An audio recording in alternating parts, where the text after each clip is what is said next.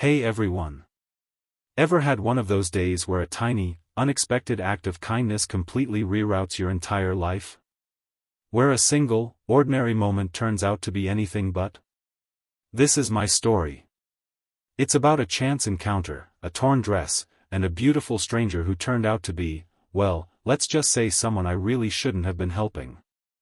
It's a journey through assumptions, professional boundaries, and the thrilling, terrifying realization that love doesn't care about titles or who anyone's father is.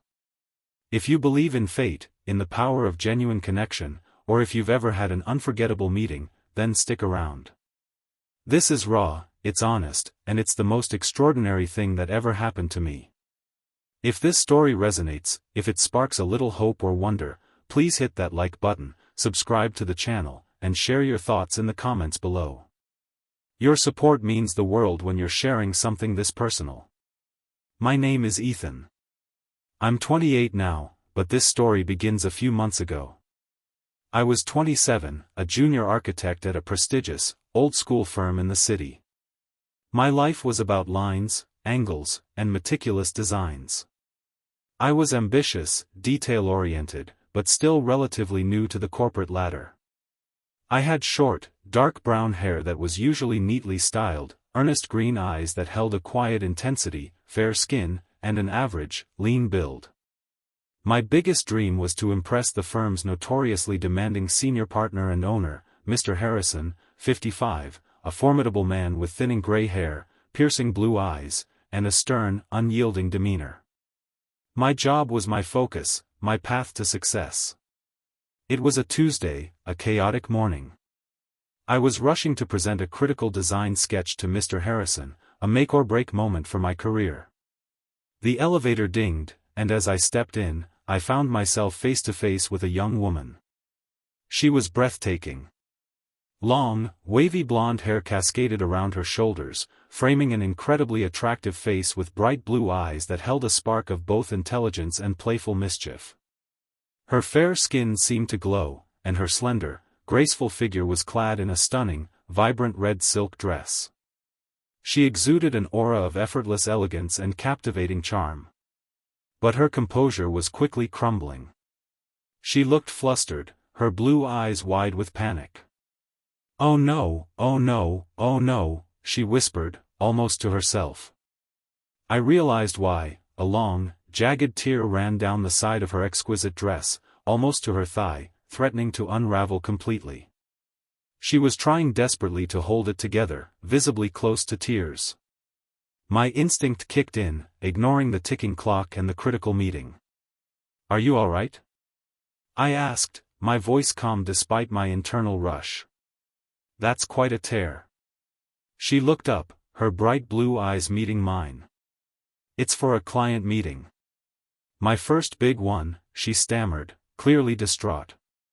"And I don't have time to go back." Without thinking, I remembered my emergency kit, a habit from my meticulous nature. I always carried a small sewing kit for loose buttons. "I might be able to help," I offered. She looked at me, a flicker of surprise and desperate hope in her captivating blue eyes. You can sew?" We ducked into an empty break room. My hands, usually precise with architectural drawings, carefully worked the needle and thread, making quick, neat stitches to mend the delicate silk. She watched, her initial panic slowly replaced by a look of profound relief and a dawning curiosity. Her radiant blonde hair fell across her shoulder, and her presence in the small break room was almost overwhelmingly charming. Her bright blue eyes, now relaxed, studied me with a warmth that was incredibly flattering. We talked as I worked. She was Sophia, 25, a new marketing consultant in town, equally nervous about her own big client meeting. She laughed easily, a light, melodic sound, and her intelligence shone through her quick wit. The connection was instant, effortless. The sparks were undeniable. My ambition, my career, even Mr. Harrison's impending wrath, all faded. All that mattered was Sophia, her captivating charm, and the surprising ease between us. I finished, the mend almost invisible. "Thank you," she breathed, her bright blue eyes shining with gratitude, a delicate blush on her fair skin. "You saved me." Just then, my phone buzzed. A frantic text from my colleague. "Ethan, where are you? Mr. Harrison is livid. Your meeting was 5 minutes ago."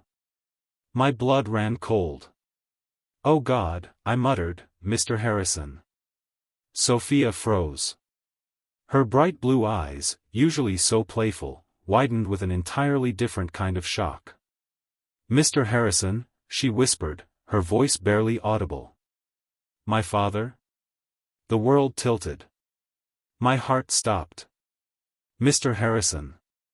Her father. The notoriously demanding senior partner. The man whose wrath I was now about to face, after helping his incredibly attractive, charming daughter mend her torn dress. The woman who, in the last 15 minutes, had utterly captivated me. I somehow stumbled into Mr. Harrison's office, disheveled and late. He was fuming, his piercing blue eyes drilling into me. I stammered an apology about an unforeseen emergency. Just as he was about to unleash his full fury, the door opened. Sophia walked in, perfectly composed, the red silk dress now flawlessly repaired. Her bright blue eyes met mine for a fleeting second, a mix of gratitude, apology, and something else, a shared secret, a spark of undeniable connection that seemed to defy the intimidating room. "Father," she said, her voice calm and professional, "I believe our meeting is about to begin." The following weeks were a whirlwind of awkward encounters and undeniable chemistry. Mr. Harrison remained formidable, but Sophia and I found ourselves drawn together. We'd accidentally meet in the cafeteria, or linger after meetings. The professional boundaries were a constant, invisible wall, but the connection we'd forged over a torn dress was too strong to ignore. Gossip started, whispers about the new junior architect and Mr. Harrison's elegant daughter. Sophia, who was actually a junior partner in her father's firm's marketing division, a detail I initially missed, was equally worried about blurring professional lines. Our biggest challenge was navigating the delicate balance of professional respect and intense, personal attraction, always under the watchful, albeit unaware, eye of her powerful father. The resolution didn't come easily. We tried to ignore it, to be just colleagues. But the magnetic pull was too strong. One evening, after a successful joint project presentation, we found ourselves alone in the empty office, the city lights twinkling outside. The atmosphere crackled. Her bright blue eyes met mine, filled with an irresistible, captivating allure. "Ethan," she whispered, her voice husky, "this is insane." "I know," I breathed, my heart hammering. "But I can't. I can't stop thinking about you." Her slender, graceful figure leaned closer. Our lips met, tentative at first, then deepening with all the pent-up tension and undeniable passion. It was electric, overwhelming, a profound expression of the love that had blossomed from such an unexpected beginning. The risks were immense, but the connection was real. The truth eventually came out, not from gossip, but from us. We chose to tell Mr. Harrison, a terrifying, honest conversation. He was furious, initially. But he saw the genuine love, the deep respect we had for each other, and for his company. Over time, his stern demeanor softened.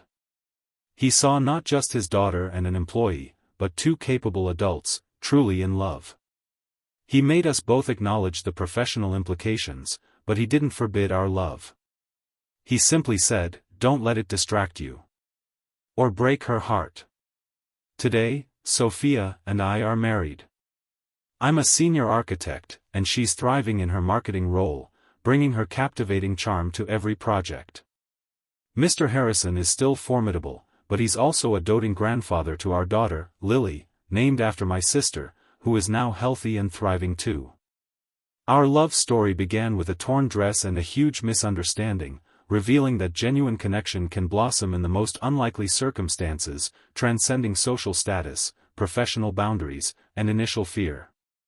It taught me that kindness is always worth it, that judgment blinds, and that true love, when it finds you, demands courage, honesty, and a willingness to embrace the utterly unexpected. If this story resonated, if it made you believe in fate or the power of small gestures, please take a moment to hit that like button, subscribe to the channel, and share your own thoughts in the comments below. Remember, sometimes, all it takes is a needle and thread to mend more than just a dress.